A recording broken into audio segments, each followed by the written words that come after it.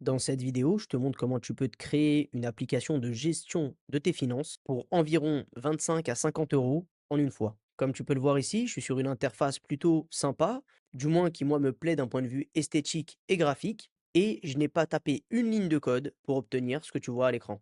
Pour réaliser ce projet, j'ai utilisé Bolt.new, qui fait partie en ce moment des outils qui ont le vent en poupe, un petit peu comme Lovable et d'autres. Après avoir vu quelques vidéos sur YouTube, je me suis tout simplement mis à développer mon propre outil de gestion de finances pour mes dépenses mensuelles directement sur Bolt.new. Alors j'ai voulu un petit peu adapter ma démarche et ce que j'ai fait, c'est comme j'ai aussi ChatGPT en version pro ou plus ou je sais plus le nom du plan, eh bien j'ai commencé à discuter avec ChatGPT pour bien délimiter et affiner mon projet. En réalité, le projet était entre guillemets assez simple sur le papier. Ce que je voulais, c'est pouvoir renseigner mes abonnements mensuels, annuels, etc. et savoir un petit peu où j'en étais d'un point de vue de mes dépenses. Alors vous pourriez me dire que les applications bancaires actuelles le font, effectivement, mais dans mon cas, j'en utilisais plusieurs. Vu que je me suis récemment expatrié aux Émirats Arabes Unis, eh bien j'utilisais encore un peu mon compte français et aussi mon compte ici aux Émirats. Et pour pas bien sûr que cette expatriation tourne rapidement au vinaigre vu le prix ici, bien qu'il y en ait un peu pour tous les prix, eh bien je me suis créé mon propre tableau de bord de gestion de mes dépenses. Donc ce que j'ai fait ici, c'est que je voulais d'abord donc un tableau de bord avec la dépense du mois actuel.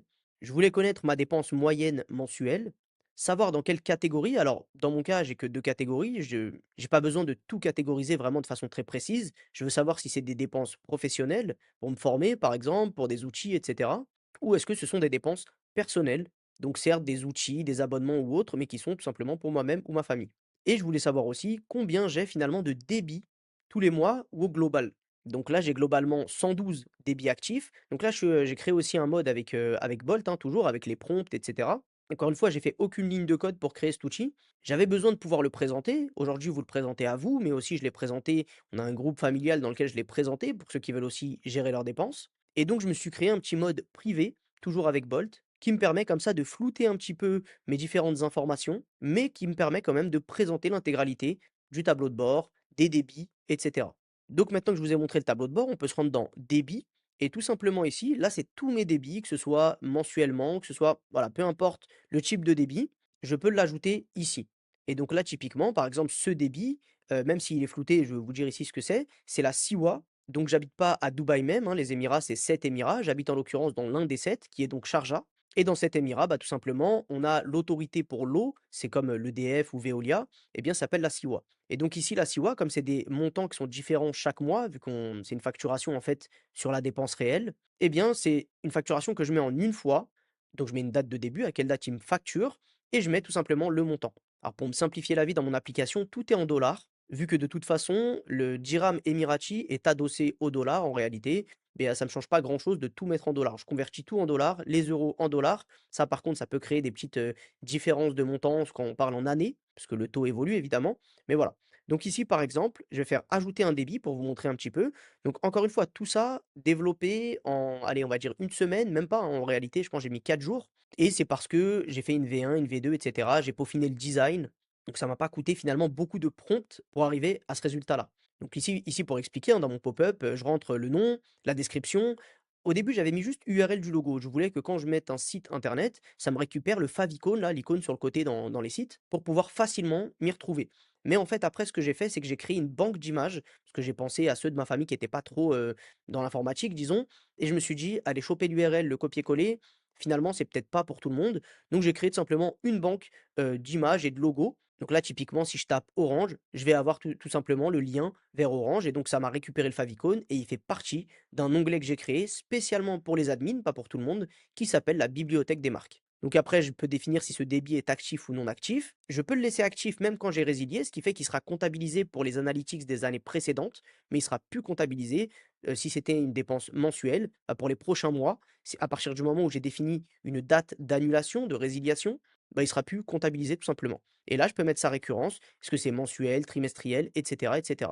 Et je peux même avoir une récurrence personnalisée.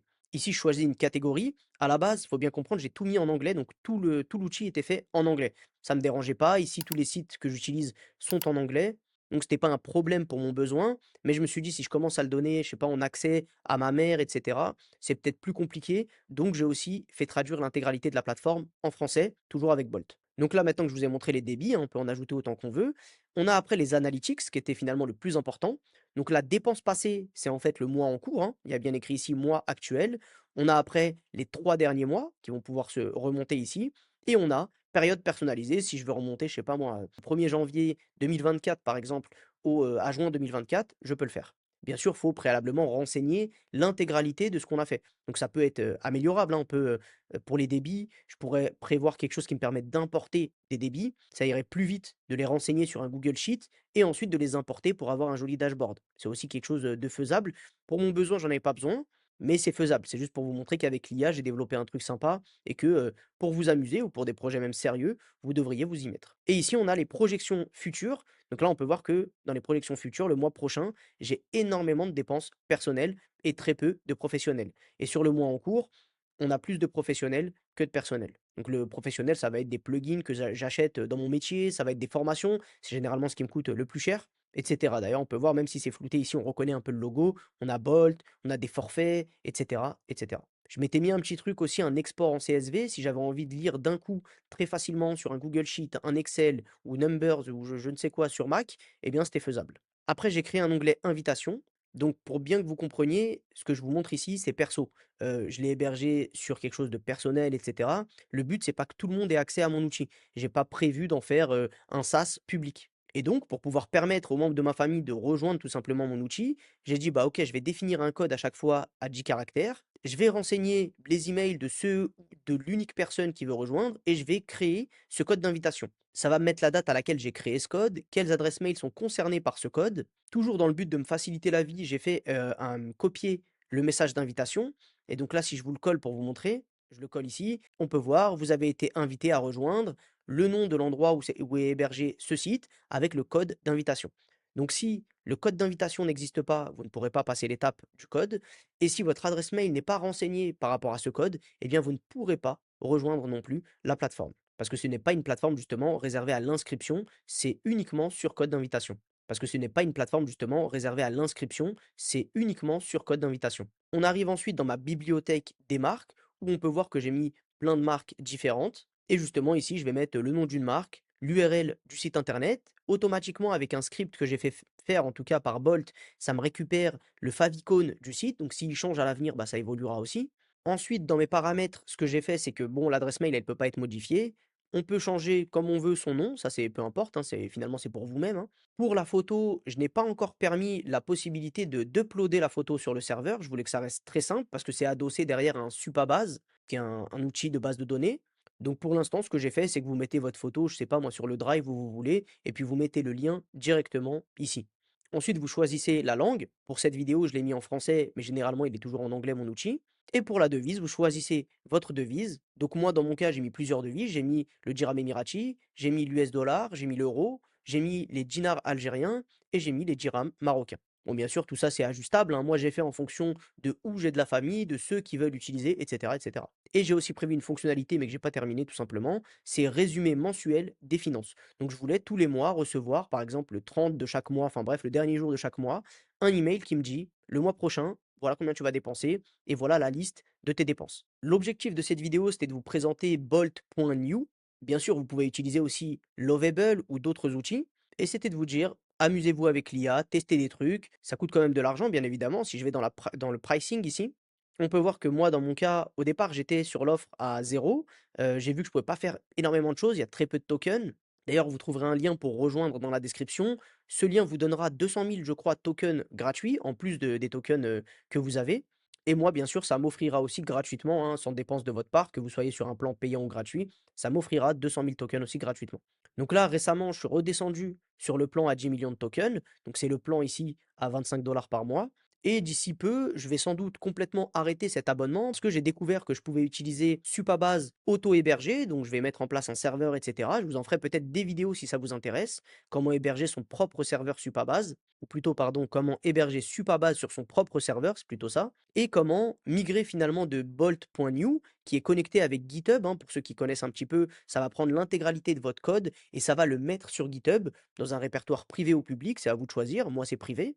Et donc ensuite, je compte utiliser Claude Code pour justement, ça vaut 20 € comme ChatGPT, disons. Et l'objectif, c'est de pouvoir développer en local avec Claude Code avec Supabase, et cetera et de m'affranchir un petit peu de Bolt.new. Mais pour l'instant, je m'amuse dessus, donc je continue avec mon plan à 25 €.